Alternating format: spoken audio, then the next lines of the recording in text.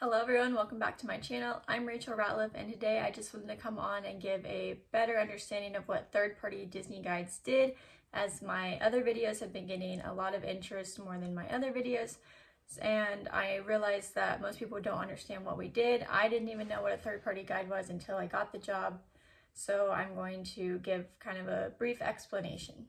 So I've been banned from Disney for being a third-party guide, and if you want to learn more about that, make sure to go check out my other videos.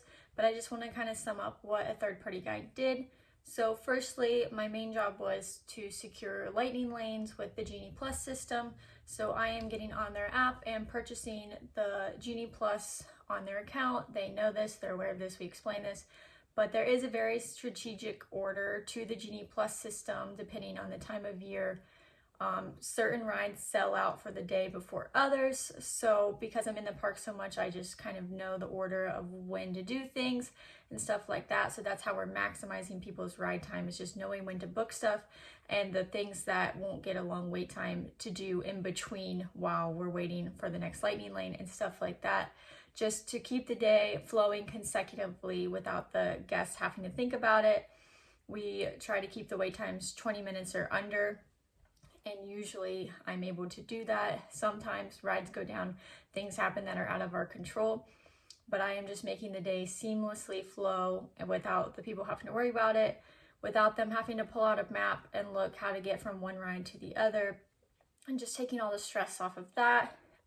I'm also watching the kids. If there's a kid that's too small to ride a ride, I'm waiting out with the kid if they feel comfortable with me, while the parents and the other kids go on the ride. I am also pushing strollers, carrying bags, and if you have been to the park when they're at capacity, just pushing the stroller through the crowd can be stressful. So I'm just making sure that the parents and the other kids don't have to worry about any kind of stressful situations and can just look around and enjoy the parks more without their phone being, or without their head being in their phone all the time. And because I was in the park so much with so many different families, I also got really good at being able to know the kid better than the parent when it comes to rides. So I would see a pattern of what kids, majority of kids like rides at what age, and then little features like if they didn't like something on one ride, I would know if they would like another ride or not, and just avoid a lot of meltdowns with this without the kid having to come off a ride screaming and crying. I was able to avoid these situations most of the time because I knew what they were going to like before they even rode it. But on top of just trying to get them on as many rides as possible, I also was an entertainer. And again, I want to make sure I'm clear. I'm speaking for myself as a guide and not everybody else, because I don't know how all the other guides operated. I do know a lot of them operated the same way, but each of them had their own unique touch on stuff. So a big part of my job, my favorite part of my job, was just being an entertainer. I kind of become really bubbly and come to life when I'm on tours, especially when I have little princess loving girls, because I was that girl when I was that age. So most of those girls, when they're like 5 to 8, are holding my hand like 5 minutes after they meet me. They must just know that I love princesses and we connect really super easily. But I am sharing history and facts and the magic that Disney wanted people to see back when you could walk around the parks freely and not have your head in your phone all the time. So when we are in Frontierland, this is just an example of one of the facts that I share while walking to the rides. We're walking through Frontierland in Magic Kingdom, and I say, did you know that Walt Disney based this in the 1800s? And back in the 1800s, there was no public restrooms. So Walt Disney wanted it to be so authentic that there are no public restrooms in Frontierland, which is actually true, but the little hidden fact, there is a restroom in Columbia Harbor House, the restaurant, if you go inside, if you ever are in that area and need to use the restroom. But back then, there was no public restrooms, so everyone had little bedside pots. And when those bedside pots got full, you had to dump them out. And then there was this brown sewage river flowing through the town. And if you can picture, if you've been to the parks before, if not, check it out next time you go. There is like a stone path that runs all through Frontierland, and that is supposed to represent the sewage. Kind of gross, but also a fun fact. So that's just one of the many facts I share while going through the park.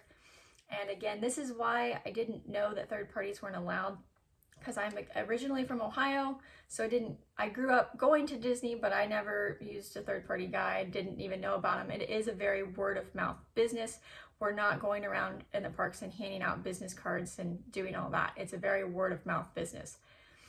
So I grew up going to Disney, but I didn't grow up in Florida. So when I had found out about this job and did my research and found out the company I worked for had been around already over 12 years, had no idea it wasn't allowed to be a thing. So the ban did come as a complete shock for me, because I am so passionate about Disney and was sharing that history and magic and all these experiences. And most of our clientele would not pay for a Disney tour. Some of them do. I've had guests that cancel because they got off the waiting list for the Disney VIP guide, or they're with us because they couldn't get a VIP tour. But other guests wouldn't pay that price for a Disney guide, so they use us. So I am creating a much better experience for them with the Genie Plus system, with the parks. It's less stressful versus if they did it on their own. So it just did come as a complete shock to me that this wasn't allowed. And before anyone comments any more mean stuff, I am not trying to argue with Disney that it should be allowed. I understand that Disney is a private company and can do whatever they want. I am just very shocked by the ban. I wish I would have gotten a warning. My brothers and nephew will be coming down the end of this month, and I still haven't been able to get a hold of anyone. So unfortunately, I won't be able to go to Disney with them, and I just would have liked some kind of warning. But I hope this explanation helps some. I definitely can answer any more questions anyone has. And one more thing I would like to address is I never ever used the DAS system. I have a lot of guides, friends with a lot of guides, and they never abused the DAS system either. Now, after this whole thing, it has come to my attention that some guides did operate this way. I don't know any of them personally, and I do know a lot of guides. So I think it was such a very small percentage, but it only takes one person to ruin it for everyone, unfortunately. But regular guests abuse the DAS system as well, so it's not just a guide thing. That wasn't something just guides did. But I never abused the DAS system, nor would I ever, because I have morals, and I just think lying about a disability to get more rides is stupid. I have had very few guests that actually do have the DAS system, and I've used that for them. I book stuff for them, but they have gotten that on their own before I even messaged them. I've had people ask on tour about the DAS system if they should get it, and I told them, let's get through today and see if you still think you need it. That's totally up to you, and you'll have to get that on your own.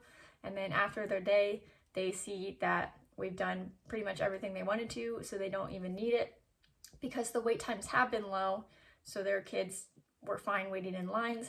And the DAS system is basically just having a second lightning lane, because you're going through the lightning lane line anyway. But again, this is not something I ever abused, nor would I ever. I don't like lying, and so I'm not gonna have people lie to get something that takes away from someone that truly needs it. But that is all for now. I hope you guys enjoyed this video. I thank everyone so much for all the support I have gotten. I hope you enjoyed this video. If you did, please give it a thumbs up and subscribe to my channel. Thanks for watching.